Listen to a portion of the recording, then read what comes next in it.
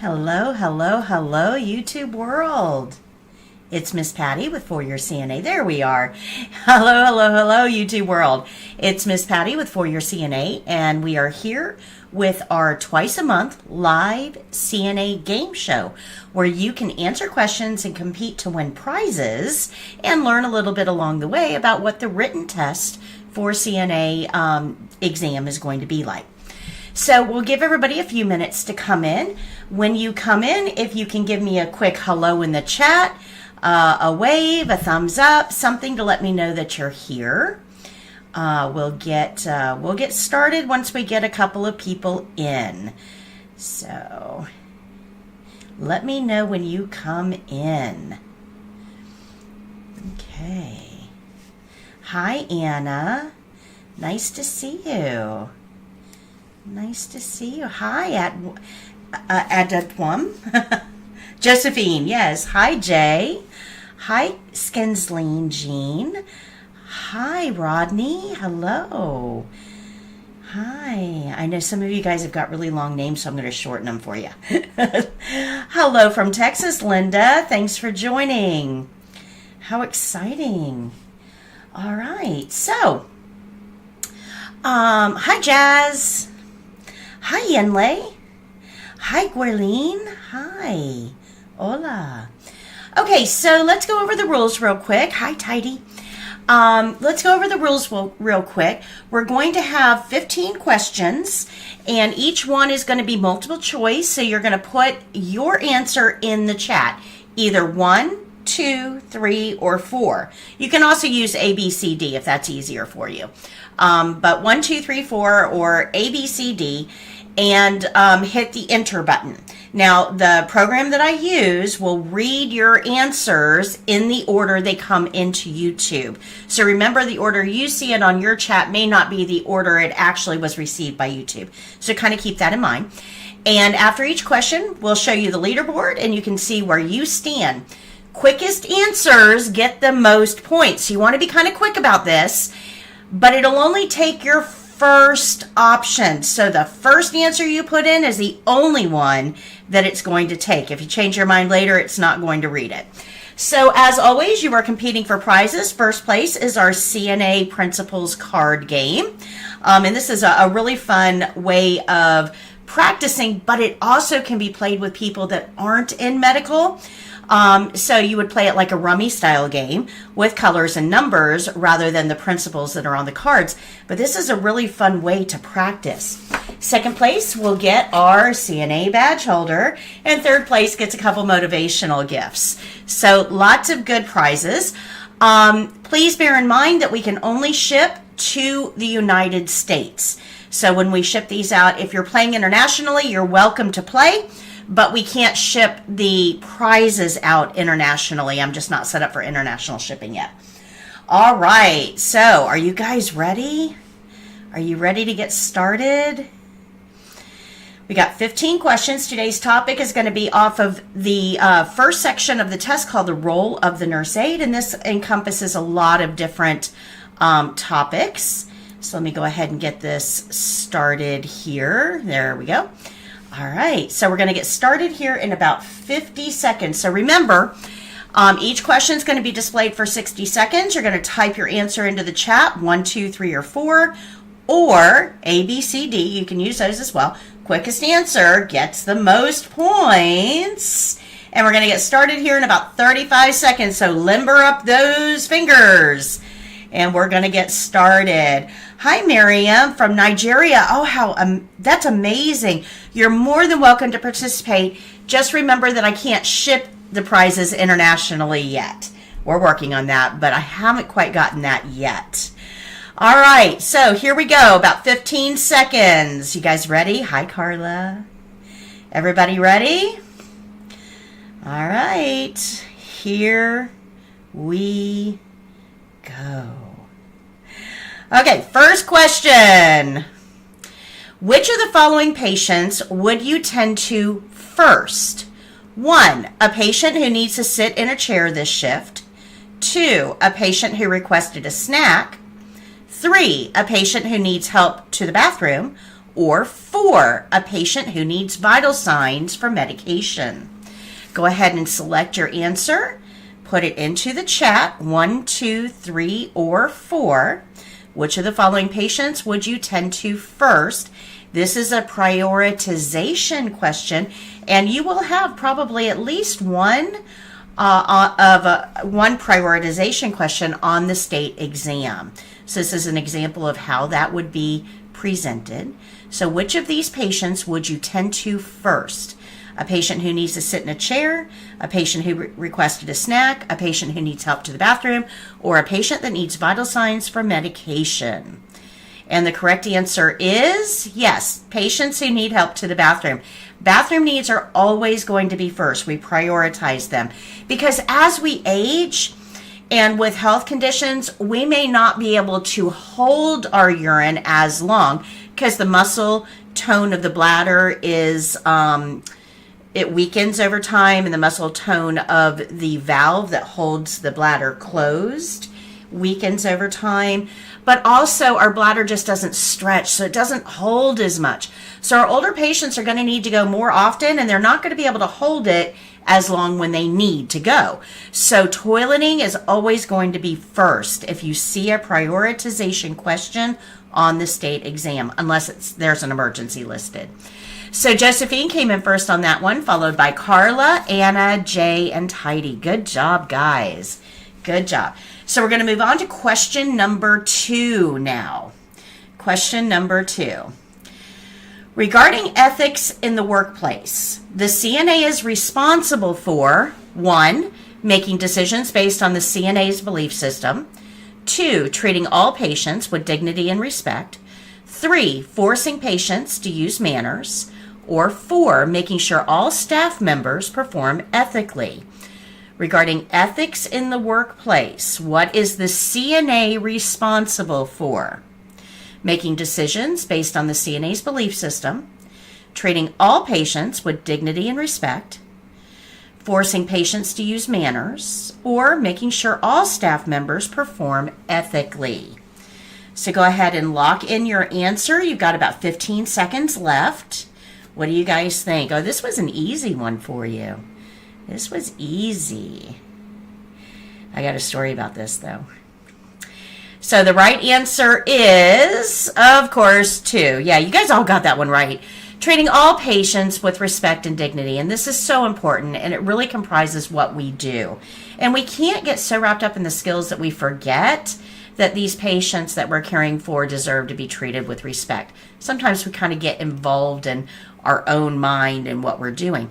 But here's the thing. There was a 2 CNAs that got in trouble locally in my area about 10 years ago for withholding food from dementia patients because the patients didn't say please. It's not our job to force our patients to use manners, especially dementia patients. So bear that in mind as you go through your career. Josephine came in first on that one, followed by Carla, Leica, Jay, and Heidi. Good job. Good job. Moving on to question number 3. If you guys like this, give me a thumbs up or a heart. Number 3. The nurse aid registry in each state is responsible for tracking 1. How many CNAs call off each shift?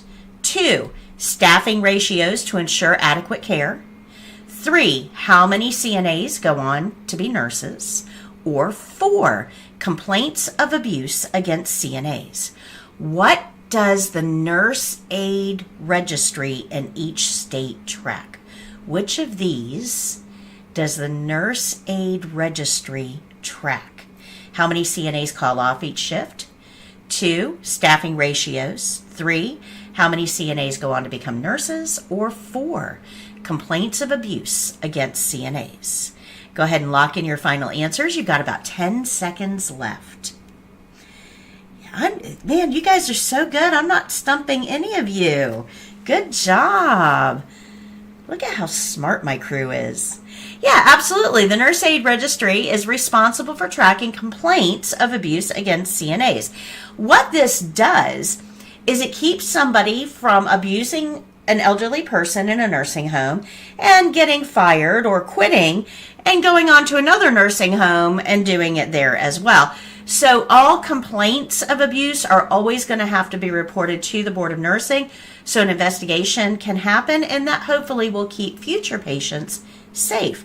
And that's really what the role of the Nurse Aid Registry is. So good job, guys. Good job. Let's see here. Let's see how you guys scored. Anna came in first on that one, followed by Josephine, Leica, Jay, and Celine. Good job.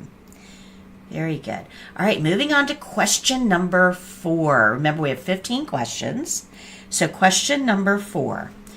When communicating with adults, the CNA should never, 1, clarify an unclear answer to a question. 2, communicate at a level the patient can understand. 3, treat an adult like a child. Or 4, explain what the CNA is doing at all times. So when communicating with adults, the CNA should never, 1, clarify unclear answers. 2, communicate at a level the patient can understand. 3, treat an adult like a child. Or 4, explain what the CNA is doing at all times. What should the CNA never do? Make sure that you pay attention to that never. Yeah, these are tricky questions, aren't they? Because they use words and the way that they phrase the question can be a little bit tricky. So make sure that you read the question completely.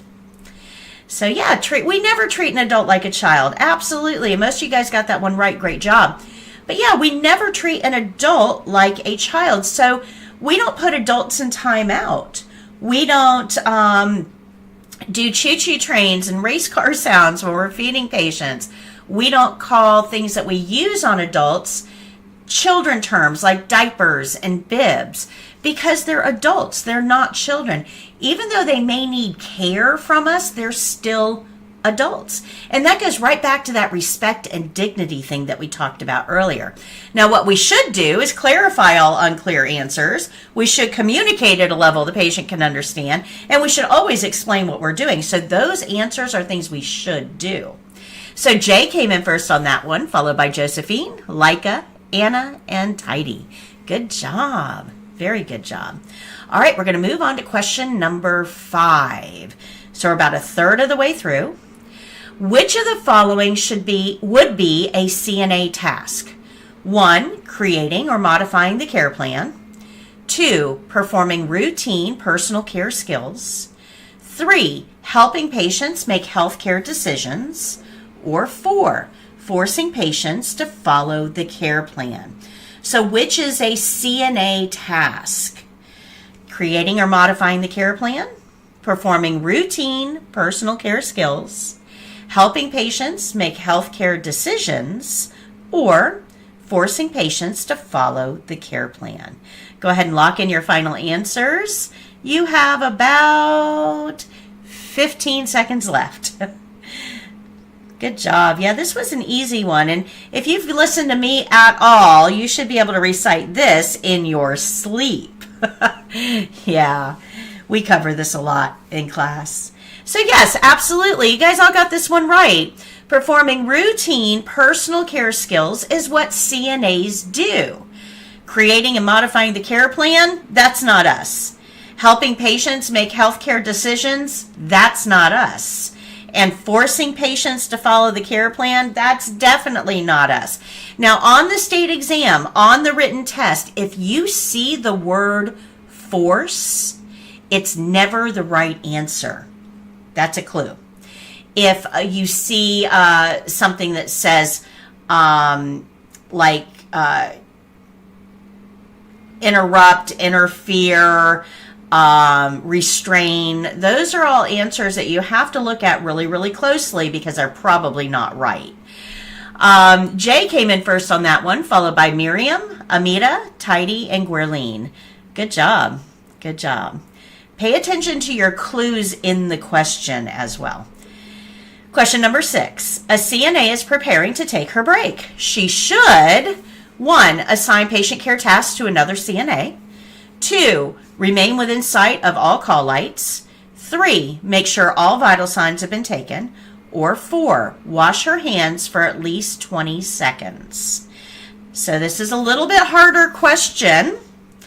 You'll have to look at this really closely. So a CNA is preparing to take her break. She should assign patient care tasks to another CNA, remain within sight of all call lights, make sure all vital signs have been taken, or wash her hands for at least 20 seconds. Yeah, you guys are split on these answers. This is a tricky question. And I'm going to explain to you why the right answer is the right answer and why the other ones aren't. Here we go. And our right answer is yes, number 4. Wash her hands for at least 20 seconds. Yeah. So let me explain to you why the other ones aren't right. And washing your hands before you go on break is super, super important, by the way. But we don't assign patient care tasks to another CNA. We let the nurse know that we're going on break, and it's the nurse's responsibility to figure out who's going to cover.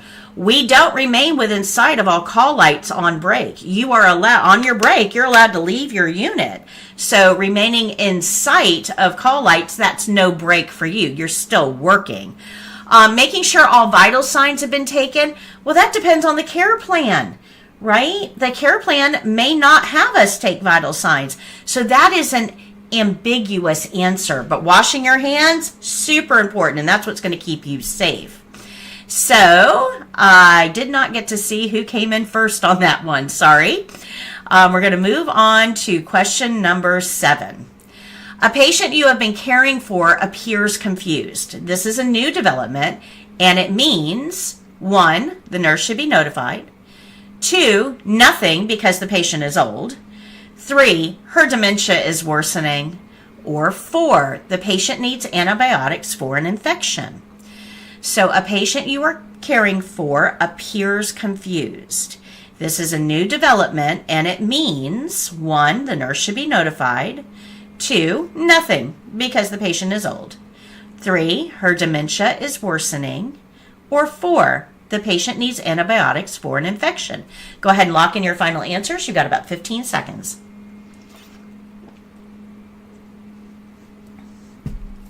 And I thought I was going to trick you on this one. Good job, guys.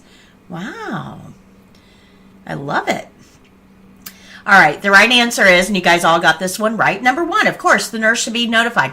Now, the clue here in this question is it says this is a new development. And if you've listened to me at all, you know everything new has to be reported to the nurse. Any changes that we see has to be reported to the nurse. Anything that makes you stop and go, has to be reported to the nurse. So if that statement wasn't there, if it didn't say this is a new development, it just says a patient you've been caring for is confused, it may not mean anything if that patient is already always confused, if they have dementia. But it could be a urinary tract infection. Maybe not, though. The whole point is we need to report it. Anna came in first, followed by Rodney, Jay, Jazz, and Tidy. Good job. Very good job. Yeah, I didn't stump you on that one. I thought more people were going to miss that. Question number 8. Nurses perform which team member functions? 1, diagnose diseases. 2, develop the care plan.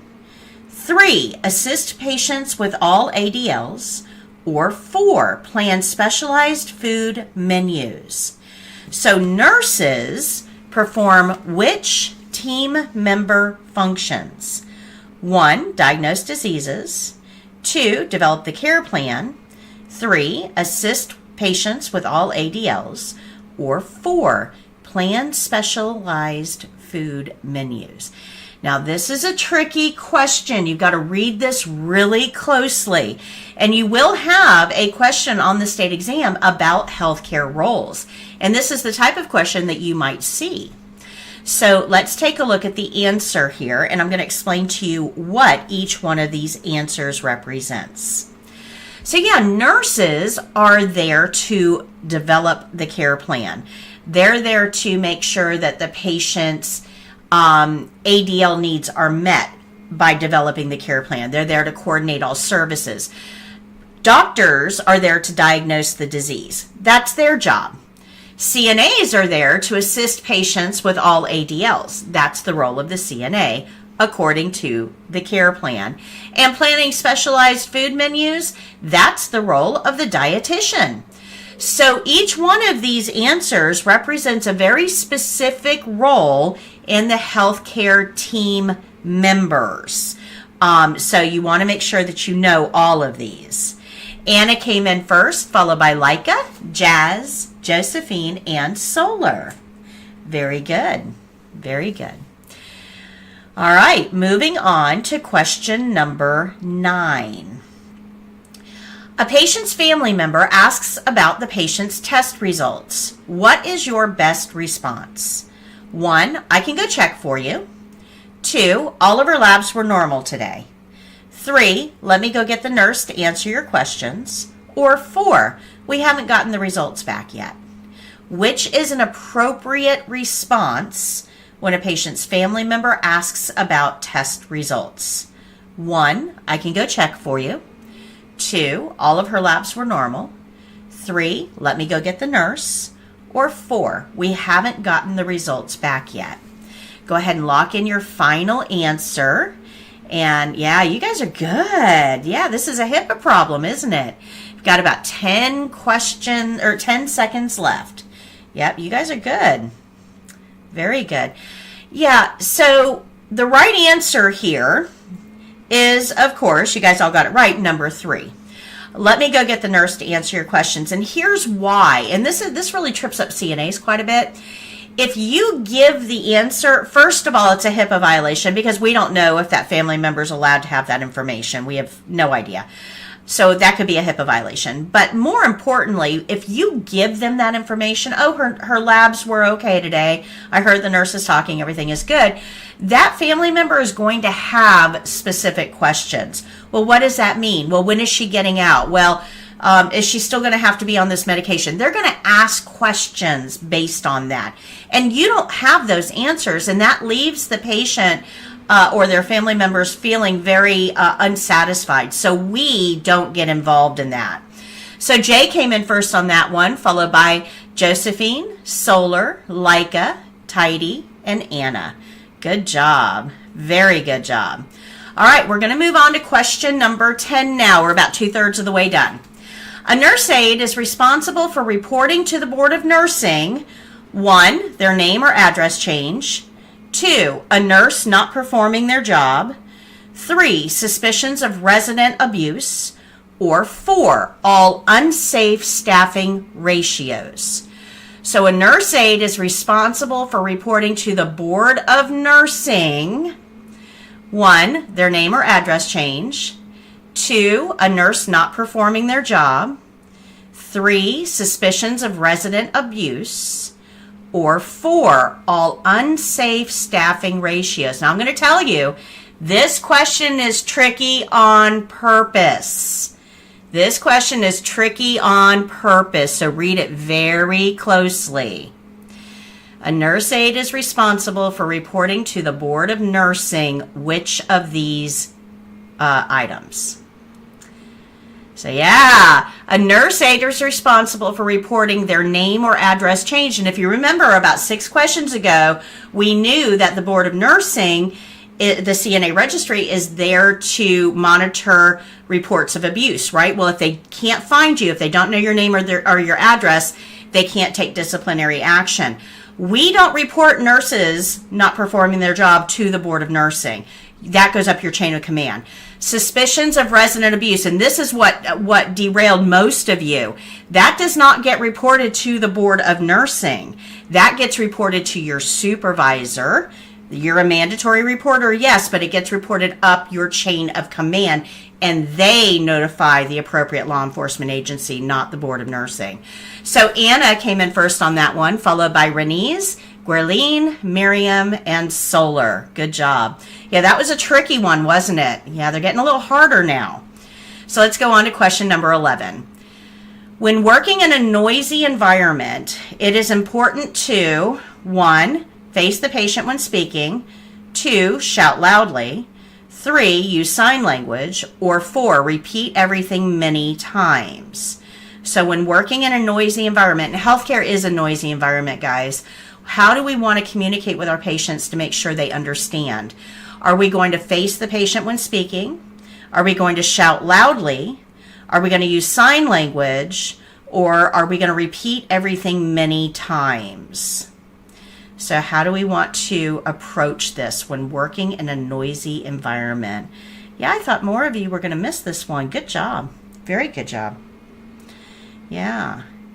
So 10 seconds left. Go ahead and lock in your final answers if you haven't yet.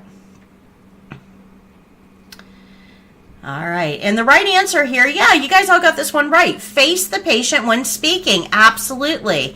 Because your facial expression is going to tell them a lot of information, but they can also kind of read lips if they have that ability. But the sound is directed at the patient. If I turn away here, it's going to affect how you can hear me because of the way that the speaker is facing. So you want to make sure, especially in a noisy environment, and healthcare is horribly noisy. If your patient is a little self-absorbed, preoccupied with what's going on with them, you got all these distractions and noises, you need to make sure that you have their complete attention and you're facing them so the sound is traveling in the right direction. So good job on that one. Josephine came in first, followed by Anna, Solar, Jazz, and Jay. Good job. I'm so proud of you guys. Moving on to question number 12. Here we go. Which of the following shows good communication skills? 1, facing away from the patient. 2, always using yes or no questions. 3, speaking quickly during all communication. Or 4, listening completely and reflecting. What do you guys think? Which of the following shows good communication skills? 1, facing away from the patient. 2, always using yes or no questions. 3, speaking quickly during all communication. Or 4, listening completely and reflecting. This is an easy question. It is, and you guys are doing pretty good with it. But I want to explain to you why we get this wrong when we're actually working. So let's see what the right answer is, and then we'll see why we mess this up a lot. All right, yeah, number 4, listening completely and reflecting. And so if I understand you correctly, you said this, or so you want to go to the dining room now, is that correct? So you want to make sure you're reflecting. But the problem is that in a healthcare setting, we are so rushed, we have so many things to do, that we usually end up doing number 2 and 3. We only ask yes and no questions because we don't want to engage in conversation with them. We simply don't have time, we think. So we are the masters of yes and no, but that does not meet your patient's emotional needs for communication and connection. And we tend to speak quickly just because we've got so much to do. So take a minute to slow down with your conversation. Amita came in first, followed by Anna, Leica, Solar, and Renee's. Good job. Very good job. All right, moving on to question number 13. The care plan instructs you to take the pulse at the beginning of the shift for 1 full minute. The CNA knows, 1, the care plan has to be followed exactly. 2, this is an unrealistic task at the beginning of a shift. 3, a 15-second count is multiplied by 4. Or 4, vital signs are only done once a shift. The care plan instructs you to take the pulse at the beginning of a shift for 1 full minute. The CNA knows, 1, the care plan has to be followed exactly. 2, this is an unrealistic task at the beginning of a shift. 3, a 15-second count is multiplied by 4. Or 4, vital signs are only done once a shift. Now I'm going to explain to you why this question might actually be on the state exam, and for most of you this is really easy, but for those who have worked in healthcare before and you're getting certified now, this can fail you. So let's get to the answer and I'll explain why. Yeah, we all know, because you guys are here and you've listened to me drone on and on and on about the care plan to the point that you're probably throwing stuff at the screen, right? Care plan, care plan, care plan, care plan. So we know that care plan has to be followed exactly. But if you are a person who's been working in assisted living facilities and you're now trying to get certified, you might think, oh, that's an unrealistic task at the beginning of shift. If you don't understand the importance of the care plan, you and I know it's number one. We've got it. But this question is designed specifically to weed out those CNAs that don't truly understand what the care plan is. So be careful if you're preparing for the test based on previous experience. Josephine came in first, followed by Jazz, Amita, Solar, and Anna. Good job. Yeah, you and I know that answer, but somebody watching the replay may not. So question number 14. CNAs generally perform routine tasks as assigned by the care plan on 1. Stable patients, 2. Critically ill patients, 3. Uncooperative patients, or 4. Ungrateful patients. So who do CNAs generally perform routine tasks as assigned by the care plan on? Do we work on stable patients, critically ill patients, uncooperative patients, or ungrateful patients? I know what it might seem like, but according to our scope of practice, this is a scope of practice question, guys. CNAs generally perform routine tasks on what type of patient? And the right answer is yes, stable patients. Absolutely, absolutely. Now, CNAs may, with additional training, be present in areas like ICU, PCU, step down, trauma units, ER, that type of thing. But there's a big but there. They're still performing routine tasks on stable tasks. So CNAs aren't going to be giving a bed bath on a patient who just had a gunshot wound. That's not what we do. CNAs cannot use judgment, which means that the tasks that we perform have to be stable. Okay, Josephine came in first, followed by Jeremy, Jay, Leica, and Jean. Lots of J's. And the final question here. This is it for all of the peanuts. Here we go. A patient states that she is afraid of dying. What is an appropriate response? 1, of course you aren't dying. 2, I know the feeling. 3, why do you feel that way? Or 4, well, you are getting older. A patient states that she is afraid of dying. What is an appropriate response? 1, of course you aren't dying. 2, I know the feeling. 3, why would you feel that way? Or 4, well, you are getting older. Which is appropriate? Now, I'm going to tell you, I have heard all of these responses by CNAs in clinical settings. We're going to talk about why some are better than others and why we should avoid some of them. But this is a question that you would see on the state exam. What is an appropriate response to a patient who states she is afraid of dying? Yes, number 3, why do you feel that way? Absolutely. Now, we don't want to give this with judgment. Well, why do you feel that way? That's not how we want to do this. But you don't want to deflect. You don't want to say, of course you aren't dying. Let's see if Oprah's on. You don't want to try to form a bond by saying, I know the feeling, because you are in a completely different place than they are, and that doesn't encourage them to talk. And number 4, that's just a little bit rude, right? Well, you're getting older, of course you're going to die. That is not where we want to go with this. But asking the patient in an empathetic way, why do you feel that way, allows them to talk about their concerns and their fears, which is clearly what they need at the moment. So Josephine came in first on that one, followed by Jay, Jeremy, Candace, and Anna. Great job. So the Game Show has been completed. Let's see what our final scores are.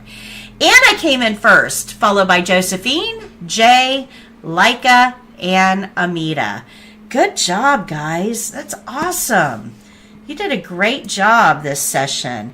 So, in order to claim prizes, I just put it in the chat.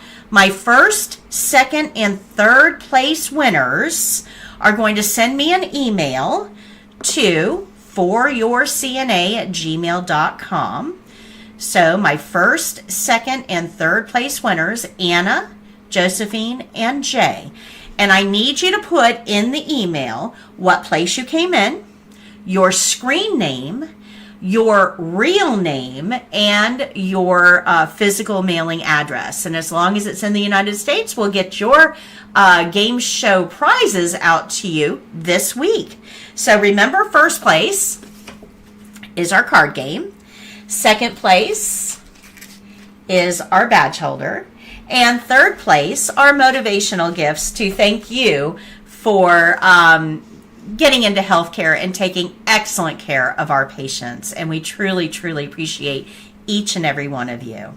So I hope you guys enjoyed this. We do this on the first and third Tuesday of every month at 11 a.m.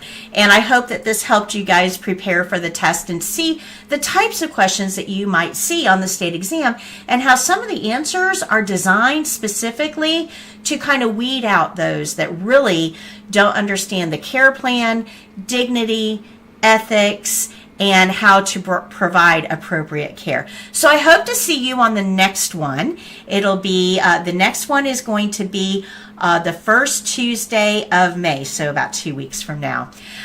We have a new class starting on April 29th, so if you can, feel free to join us. Our classes meet on Mondays and Wednesdays from 9 to 1, and we live stream those so anybody can join our classroom. And it's a great review for you right before you get ready to test if you're getting ready. So thank you guys so much for hanging out with me today and joining us. And I absolutely love coming in here and spending time with you guys. I'm working on some really cool things that are going to be posted on our social media. I'm developing a whole line called CNA Crumbs. They're little 1-minute quick lessons that we're going to be putting up on social media coming up shortly. So if you can, go join us on Facebook and Instagram and I don't know, wherever else we are. We're everywhere. So make sure that you find us. It's always under For Your CNA, and hope to see you there. Until next time, guys, happy caregiving. Bye.